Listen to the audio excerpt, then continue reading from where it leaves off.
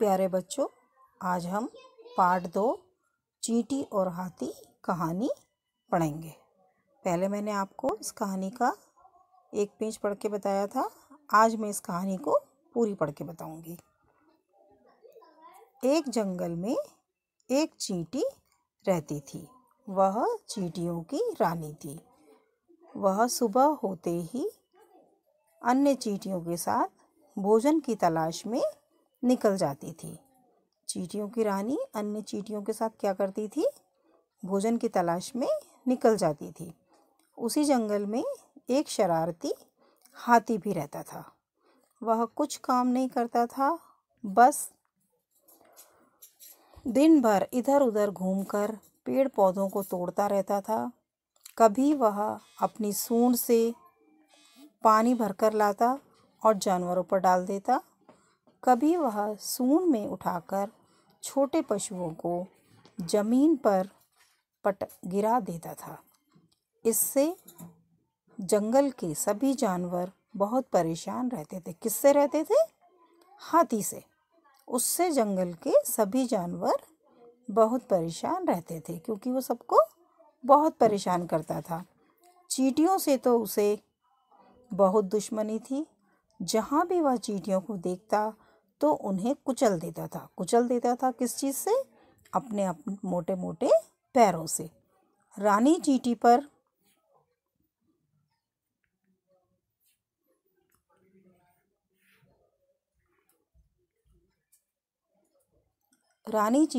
अपने सामने अपने साथियों को मरता देखकर बहुत दुखी होती थी।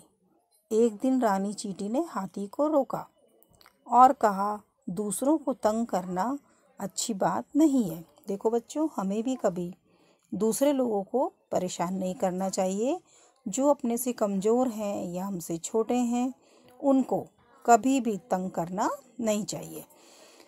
हाथी ने कहा, मेरे पास ताकत है, मैं कुछ भी करूँगा। तुम चुप रहो। तुम छोटी और कमज़ोर हो। ज़्यादा बोलोगी तो तुम्हें भी 1 मिनट में कुचल दूँगा। हाथी ने ये वाली बात बहुत घमंड से कही, क्योंकि वो बहुत ज़्यादा ताकतवर था और उसको अपनी ताकत पे बहुत ज़्यादा घमंड था। रानी चींटी को बहुत क्रोध तो बहुत आया। क्रोध का मतलब होता है गुस्सा। लेकिन फिर भी वह चुप रही। बहुत ज़्यादा गुस्सा आया उसको, लेकिन वो चुप रही। उसने सोच लिया कि वह हाथी को इस बात का सबक सिखाएगी। वह तालाब के पास घास में जाकर छिप गई। कौन तालाब के पास घास में जाकर छिप गई? रानी चींटी। उसे पता था हाथी वहाँ जरूर आएगा। हाथी जब घूमते घूमते वहाँ आया तो चींटी उसकी सूंड में घुस गई। आपने हाथी की सूंड देखी है? हाँ, बहुत लंबी होती है। जो हाथी की नाक होती है वो ही उसकी सूंड होती है। तो चींटी ने क्या किया? जब हाथी आया तब वो उसके धीरे से सूंड में घुस गई और उसको जोर से काटा। किसने काटा? चींटी ने। हाथी दर्द से चिल्लाया। रानी चींटी बार बार काटने लगी। वह जोर जोर से चिल्लाने लगा। कौन जोर जोर से चिल्लाने लगा? हाथी। उसने अपनी सूंड को जोर जोर से हिलाया भी, लेकिन रानी चींटी बाहर नहीं निकली। वह वहीं बैठकर उसे काटती रही। हाथी बहुत ज़्यादा परेशान हो गया। हाथी को कौन बार बार काट रहा था? रानी चींटी। और वो कहाँ घुसी हुई थी? उसकी सूंड में। सब जानवर हाथी की यह हालत देखकर बहुत खुश हो रहे थे। सारे जानवर हाथी की इस तरह की हालत देखकर बहुत ज़्यादा खुश हो रहे थे। क्यों खुश हो रहे थे? क्योंकि आज हाथी भी बहुत ज़्यादा परेशान हो रहा था। और हर बार क्या होता था? हाथी दूसरे लोगों को परेशान करता था। जब हाथी से बर्दाश्त नहीं हुआ तब वह रोने लगा। अब रानी चींटी बार बार हाथी को काट रही थी, तो हाथी से वह दर्द बर्दाश्त नहीं हुआ। वह उस दर्द को नहीं सहन कर पाया। वह रोने लगा। उसने रानी चींटी से कहा, मुझे माफ़ कर दो। अब मैं किसी को कभी तंग नहीं करूँगा। रानी चींटी सूंड से बाहर आ गई और हाथी से बोली, आगे से कभी किसी को छोटा और कमज़ोर मत समझना।